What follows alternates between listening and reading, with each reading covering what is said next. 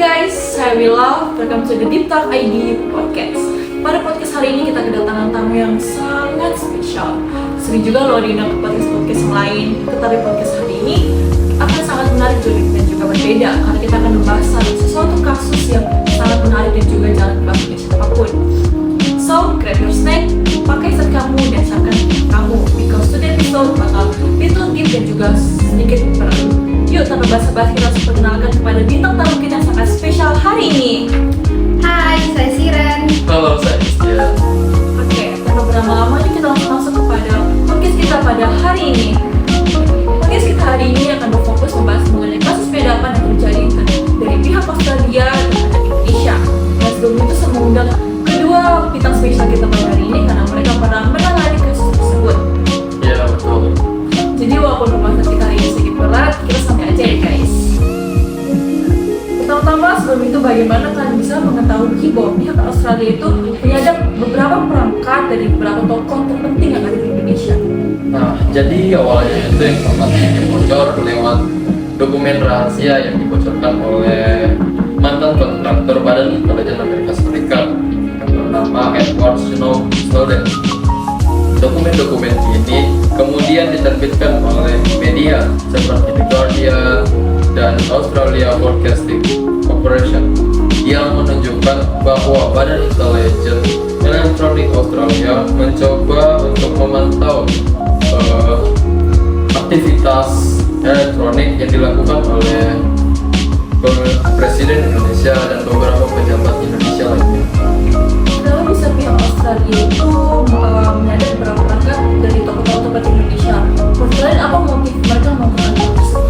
Jadi, dari informasi yang kami dapatkan, motif ini biasanya terkait dengan kepentingan intelijen nasional, yakni Australia ingin mengumpulkan informasi strategis tentang keputusan politik dan hubungan internasional Indonesia. Operasi semacam ini umum terjadi di dunia intelijen nasional baik untuk kemampuan maupun kepentingan diplomatik, meskipun dinilai melanggar kedaulatan dan hukum privasi. Tapi kalau bisa ada negara lain seperti Malaysia, Jepang, Korea, atau China? Kemungkinan besar itu alasannya karena Australia kan beraliansi dengan beberapa badan intelijen seperti Five Eyes, sehingga mereka memiliki kemampuan teknis. Nah, dan itu meningkatkan motivasi mereka untuk memonitoring komunikasi yang ada di kawasannya, termasuk di Indonesia. Masuk. Tapi kalian tahu siapa saja aktor yang terlibat dalam kasus ini? Dari informasi yang kami dapatkan dari pihak Australia, tokoh utama yang mendalami kasus ini itu adalah Australian Signal Directorate yang bisa disingkat sebagai ASD, sebagai lembaga intelijen yang melakukan operasi penyadapan ini.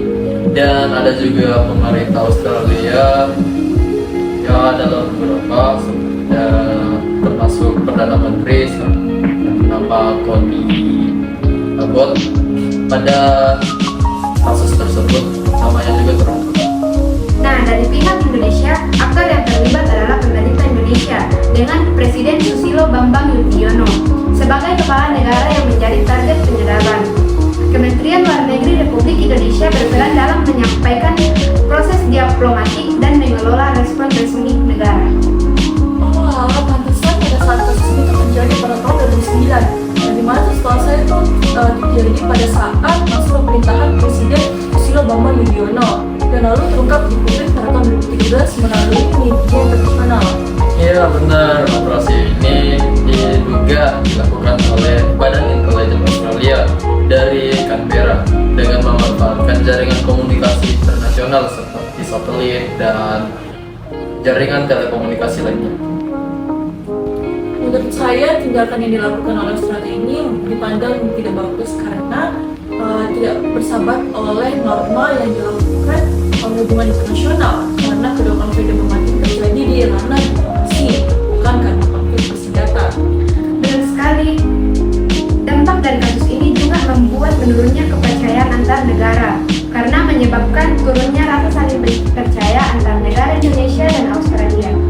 Tapi di sisi lain mereka juga sudah sempat membangun kembali kepercayaan yang perdana dengan transparansi yang sangat tinggi. Tindakan ini sangat merendahkan emosi berbagai tokoh publik dan elit politik Indonesia dengan memberi klarifikasi dan permintaan maaf. Terus bagaimana kalian bisa menyelesaikan kasus ini tanpa adanya konflik yang berkelanjutan? Tidak mudah. Bahkan pada saat itu, kalau ada sedikit saja langkah yang salah, bisa saja tercipta konflik yang baru. Jadi bagaimana caranya? Menyelesaikan kasus ini bisa dibilang tidak mudah karena melibatkan hubungan bilateral yang bisa dibilang cukup memanas karena konflik yang baru terjadi. Nah, pemerintah Indonesia kemudian memilih jalur diplomasi, termasuk meminta klarifikasi resmi kepada Australia melalui Kemenlu dan Badan Intelijen Negara, sambil meninjau kerjasama yang ada agar keberlanjutan hubungan tidak rusak total. Jadi setelah kasus ini selesai, apakah ada perjanjian atau semacamnya agar konflik ini tidak terjadi lagi? Iya, ada perjanjian. Isinya itu favor menegaskan komitmen kedua negara terhadap kedaulatan informasi dan penghormatan terhadap hukum internasional, memperkuat mekanisme konsultasi intelijen bilateral, dan memastikan peningkatan transparansi kerjasama keamanan agar kejadian serupa tidak terulang lagi. Oh alah, berarti lumayan rumit juga ya permasalahan kasus kita pada hari ini. Gak kerasa ya episode kita pada hari ini sudah di akhir episode.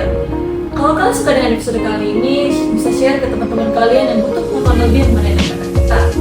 Thank you juga buat kedua tamu kita yang sangat spesial dan baik hati sudah mau meluangkan waktunya untuk podcast hari ini. Iya, sama-sama.